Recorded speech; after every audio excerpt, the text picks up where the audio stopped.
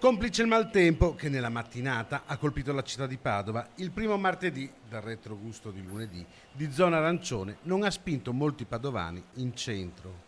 Le luci dei negozi tornano ad accendersi dopo 3 settimane di zona rossa, in cui la gran parte delle attività sono rimaste chiuse. È andata bene, diciamo che ho avuto fortuna di aprire subito e di fare una vendita. Sono contento e speriamo che continui così. Io penso di sì.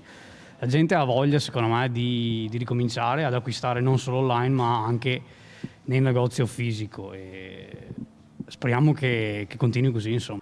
La voglia di riprendere a lavorare è molta da parte di chi è stato obbligato a casa. Felicissimi ovviamente, non se ne poteva più, dunque siamo felici e stiamo aspettando che si ricominci un attimino a vedere un po' di gente in giro, ecco, si spera che da zona arancione si passi a zona gialla quanto prima.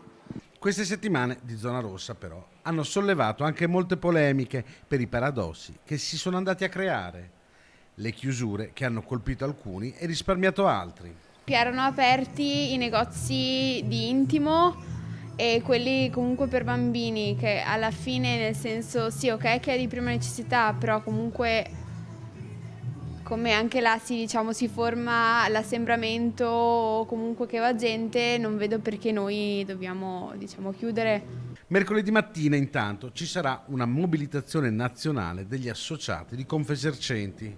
A Padova manifesteranno davanti alla prefettura in piazza Antenore per chiedere che i ristori arrivino e non siano elemosine, così dice Nicola Rossi. O vengono accreditati rimborsi effettivi o il rischio che molte attività chiudano è reale.